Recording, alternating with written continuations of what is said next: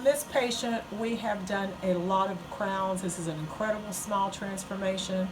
The patient is going to see it for the first time. It's a reveal, and the teeth are only in with temporary cement. We have not put them in permanently because we never do that until we are sure the patient is satisfied. In this particular patient, we went ahead and whitened the teeth with crowns, lengthened them, and opened up his bite. So we're going to see his reaction. Okay, are you ready? Yes, I'm excited. How long have you been waiting for this?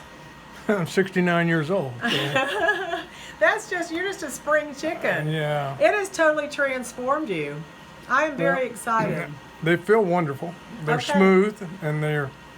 But you haven't seen them. No, but they feel like they're natural. That's... Okay, are you ready? Mm-hmm. All right, go ahead and smile. All right, here we go. Turn that mirror over. Holy crap. That's amazing.